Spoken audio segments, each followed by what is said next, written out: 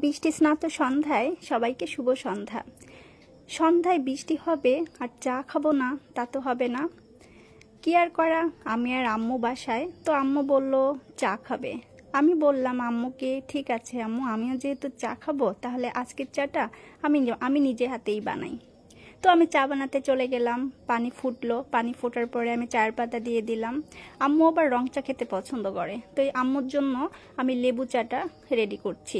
আম্মু সবসময় লেবু চা, আদা চা, লবঙ্গ চা এটাই খেতে পছন্দ করে। তো আম্মুর চায়ের মধ্যে আমি লেবু দিয়ে দিলাম, চিনি দিয়ে দিলাম। তো এখন আমি চাটা ভালোভাবে মিক্সড করব। লেবু আর চিনি দিয়ে আমি চাটা খুব ভালোভাবে মিক্সড করছি। চায়ের কালারটা দেখেন কত সুন্দর আসছে, তাই না? আর আমি নিজে বানিয়েছি, চায়ের কালার তো ভালো হতেই হবে। আমি আর কিছু পারি বা না পারি, চাটা খুব ভালোভাবে বানাতে পারি। তো আম্মুর চাটা রেডি হয়ে গেল, দেখেন কালারটা কত সুন্দর আসছে। এখন আমি আম্মুকে চাটা দিতে যাব।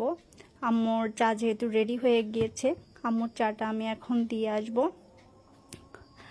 এই তো আম্মুর চা রেডি, আমি এখন আম্মুকে চাটা দিব। আম্মু অলরেডি খাওয়া শুরু করে দিয়েছে, আর আমি যেহেতু দুধ চা খাবো তাই এখন আমার চাটা আমি রেডি করছি। আমি সবসময় দুধ চা খেতেই পছন্দ করি। এখন আমি আমার কাপের মধ্যে চাটা ঢেলে দিলাম। এখন এটার সাথে চিনি মিক্সড করব, চিনি ভালোভাবে মিক্সড করব। আর আমি সবসময় চায়ে চিনি বেশি খেতে পছন্দ করি। এখন আমি আমার চায়ের সাথে চিনিটা ভালোভাবে মিক্সড করছি। এরপর আমি গুঁড়া দুধটা মিক্সড করব, পাউডার দুধটা মিক্সড করব। আমি সব সময় গুঁড়া দুধ এবং পাউডার দুধের চা খেতেই পছন্দ করি। অন্য কোনো দুধের চা আমার ভালো লাগে না। আমি সবসময় গুঁড়া দুধের চাই খেতে পছন্দ করি, এবং লিকারও বেশি হতে হবে। দেখেন চায়ের কালারটা কত জোশ আসছে, তাই না? খুব সুন্দর আসছে, আরও আমি নিজে বানিয়েছি। তো যাই হোক, এই বৃষ্টি মুখর সন্ধ্যায় গরম গরম চা আমার এবং আমার আম্মুর আনন্দটা যেন আরো দ্বিগুণ পরিমাণে বাড়িয়ে দিল। আম্মু আমাকে বলল যে চাটা নাকি অনেক ভালো হয়েছে। আমি তো আম্মুর মুখ থেকে প্রশংসা শুনে ভীষণ খুশি। আর এখন আমিও চা খাওয়া শুরু করব।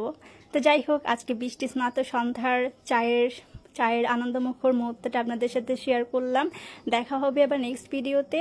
সবাই ভালো থাকবেন আর আমাদের জন্য বেশি বেশি দোয়া করবেন। আল্লাহ হাফেজ।